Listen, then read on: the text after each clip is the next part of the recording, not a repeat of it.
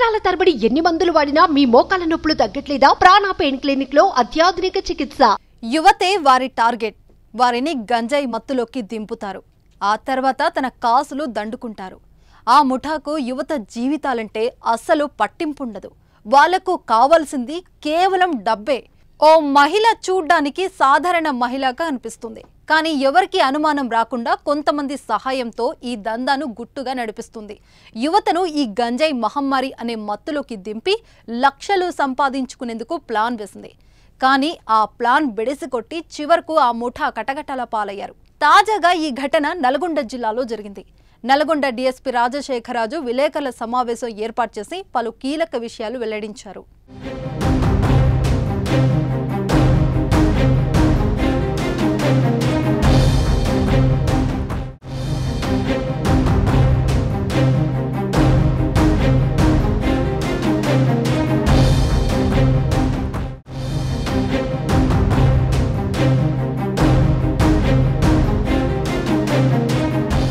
అక్రమంగా గంజాయి తరలిస్తున్న ముఠాను మిర్యాలగూడ 2వ పట్టణ పోలీస్ అరెస్టు చేశారు.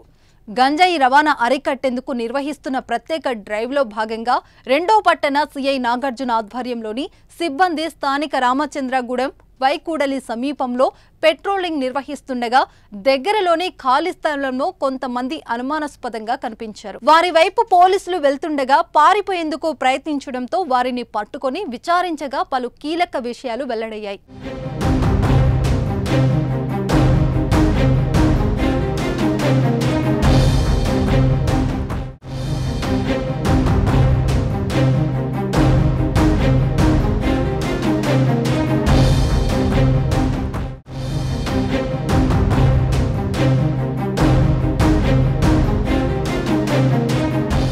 ఏపీలోని మాచర్లకు చెందిన బత్తుల కుమారి దగ్గర గంజాయి కొనుగోలు చేసి పట్టణ ప్రాంతంలో తాము వాడటంతో పాటు ఇతర యువకులకు విక్రయించినట్లు తేలిపోయింది.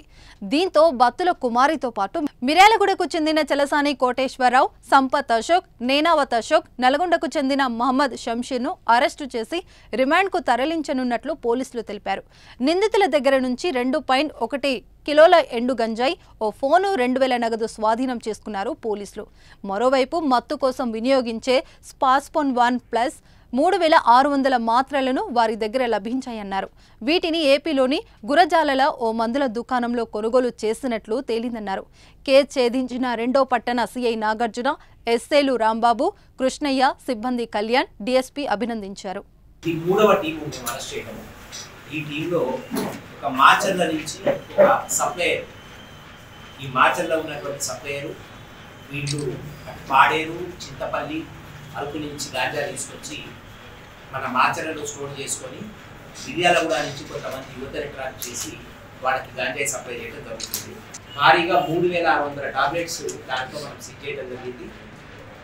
ఈ టాబ్లెట్స్ అన్నీ కూడా మేము కనుక్కున్న ఇన్ఫర్మేషన్ ప్రకారం ఒక స్ట్రాంగ్ పెయిన్ కిల్లర్స్. వీటిని ఎక్కువ మోతాదులో తీసుకోవడం వల్ల వీళ్ళు ఒక విధమైనటువంటి హెల్యూసినేషన్, అంటే కాస్త మత్తు ఫీల్ అవుతూ ఉన్నారు. గురజాల డ్రగ్ ఇన్స్పెక్టర్కి రాసి ఏ షాప్లోనైతే మేము సీజ్ చేసినామో వాళ్ళ మీద చట్టరీత్యా చర్యలు తీసుకోవడానికి రాయడం జరిగింది. అదేవిధంగా వీళ్ళ నలుగురిని కూడా ఈరోజు మేము రిమాండ్కి తరలిస్తూ ఉన్నాం.